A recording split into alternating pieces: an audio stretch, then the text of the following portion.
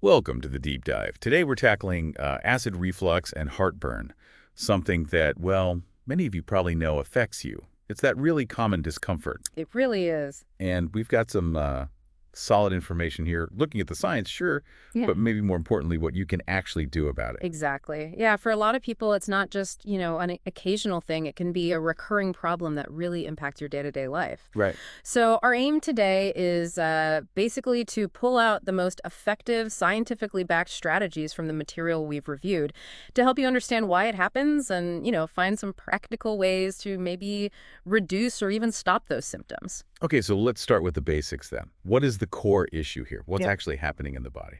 Well, at its heart, acid reflux is when stomach acid flows the wrong way back up into your esophagus. That's the tube connecting your mouth and your stomach. Okay. And it happens because there's this little muscle right at the bottom of the esophagus. It's called the lower esophageal sphincter.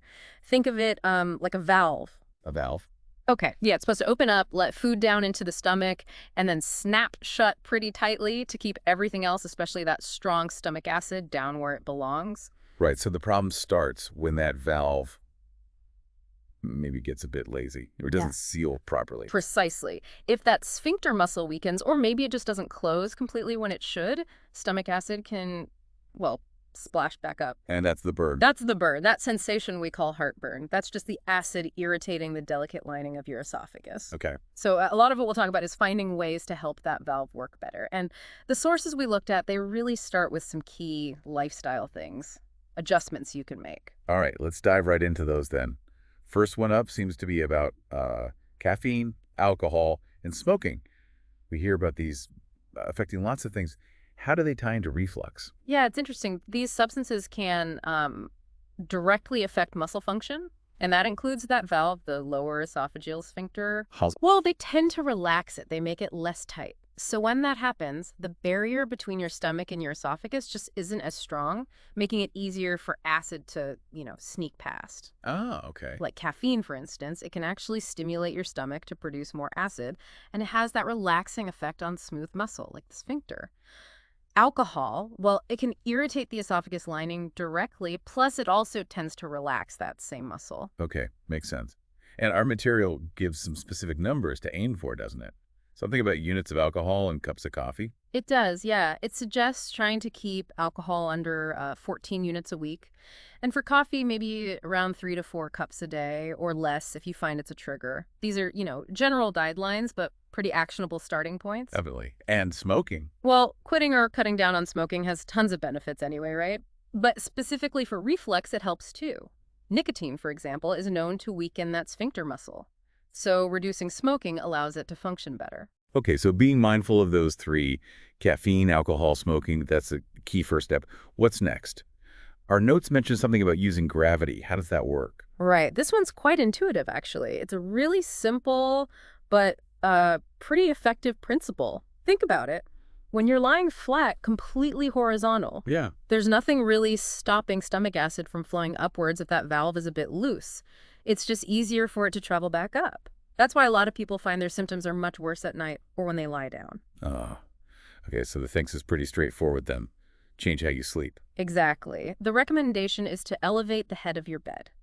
Not just propping your head up with pillows necessarily, but actually raising the whole head end of the bed How much? by about 10 to 20 centimeters. That's roughly 4 to 8 inches. You can do this, safely and effectively by putting sturdy blocks under the bedposts at the head end, or using a wedge-shaped pillow that goes under your mattress or on top of it. So the goal is basically to keep your head and chest higher than your waist. That's it. You're creating a gentle slope. Gravity then helps keep the stomach contents, including the acid, down where they should be. It's physics. Makes perfect sense. Yeah. Simple, but potentially really helpful. Yeah. Okay, what's the next piece of this puzzle? The next strategy is all about reducing pressure, specifically pressure inside your abdomen. Abdominal pressure. That's maybe not something people immediately connect with heartburn. How does that work? Well, think of it like this. If there's too much pressure inside your abdominal cavity, the space where your stomach and intestines are, Okay. that pressure can push upwards on your stomach.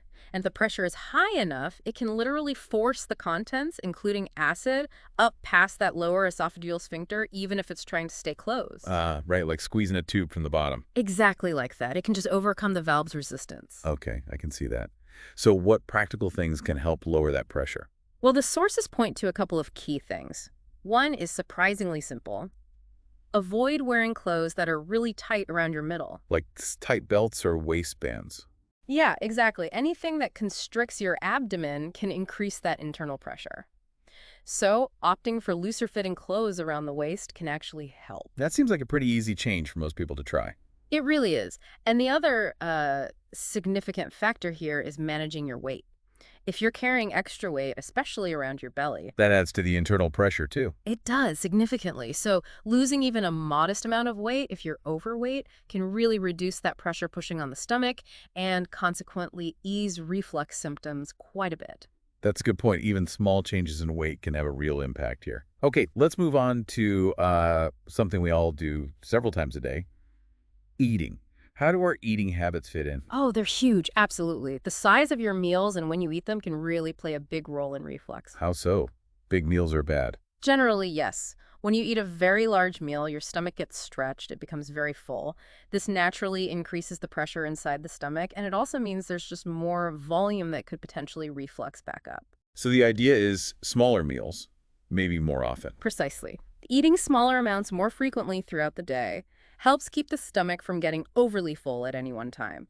Less pressure, less volume. Makes sense. And maybe even more critical than meal size is the timing of your last meal or snack of the day. The classic don't eat before bed advice. Exactly. But there's a specific guideline here. The advice is to try and avoid eating or drinking anything significant for at least 3 hours before you lie down. 3 hours. Why that long? It gives your stomach enough time to substantially empty its contents into the small intestine. If your stomach is relatively empty when you lie down, there's much less chance of anything refluxing back up. That 3-hour window sounds like a really key thing to aim for, especially if nighttime symptoms are a problem. Definitely. And then, of course, we have to talk about specific foods, the common trigger foods. Right, the usual suspect. Yeah, although it varies from person to person. But the sources we looked at consistently mention things like peppermint, caffeine again, tomatoes and tomato-based products, chocolate, and spicy foods. These are frequently reported culprits. And it's important to remember these aren't universal triggers, right? Yeah, What bothers one person might be totally fine for someone else. absolutely. It's really about self-awareness. While these are common ones to maybe watch out for, the best approach is to pay attention to your own body. Maybe keep a little food diary for a week or two. See if you can identify specific foods or drinks that consistently seem to bring on or worsen your symptoms. And then try reducing those. Exactly. Cutting back on your personal triggers can make a really big difference. Okay, so we've covered lifestyle habits like smoking and drinking, using gravity, managing pressure, and smart eating habits. What else? Medications. That's maybe a less obvious one. It is, yeah, but it's really important.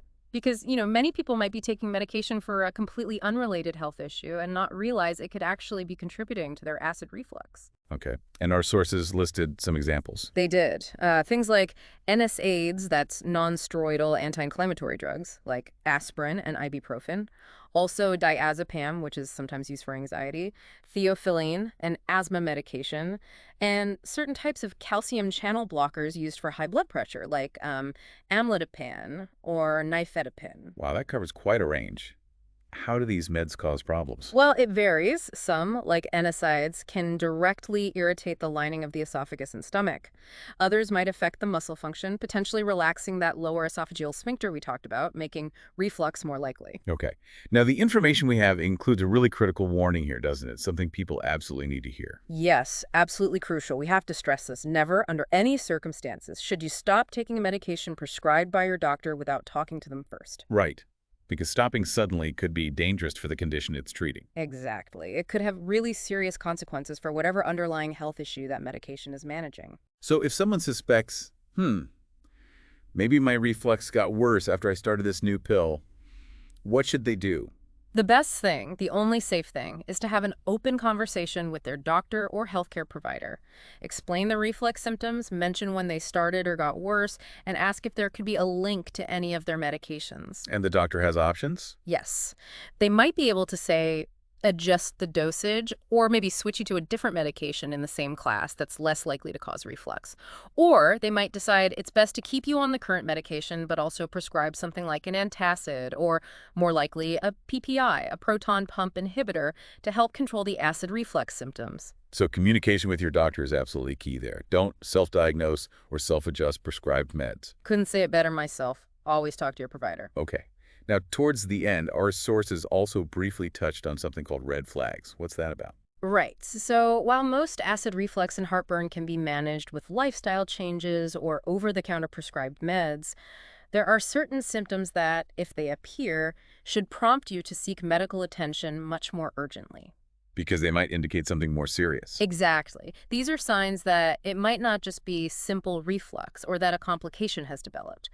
The sources didn't detail them exhaustively, but examples might include things like persistent vomiting Oh, okay. or difficulty swallowing, feeling like food is getting stuck, or maybe unexplained weight loss or signs of bleeding like vomiting blood or having black tar-touty stools. So these aren't things to ignore or just try to manage at home. Absolutely not. While all the strategies we've discussed today are great for managing typical reflux, if you experience any of those red flag symptoms, it's vital to see a doctor promptly to get properly checked out. Got it. That's a really important distinction. So, okay, we've really covered a lot of ground today, from, the mechanics of why reflux happens. Yeah, that issue with the lower esophageal sphincter. Right. All the way through to really practical, evidence-based things people can try. Lifestyle tweaks, diet changes, being aware of meds. We have. And the core message really is that by understanding the why, you can then apply these strategies to address the root causes, or at least the contributing factors, and hopefully find some real relief. And it feels quite encouraging, actually, that even seemingly small adjustments like changing your sleeping position or avoiding tight jeans can potentially make a noticeable difference. Absolutely. Consistency with these small changes often adds up. It really is about being informed and taking those proactive steps for your own comfort and health. So as we wrap up, maybe something for you, the listener, to think about. Considering everything we've talked through today, the caffeine, the late night eating, the pressure, the gravity, what's maybe one small, realistic adjustment you could try making this week? Just one thing. See if it makes any difference for you. Yeah, it's definitely worth a little personal reflection, maybe even a small experiment. You might be surprised.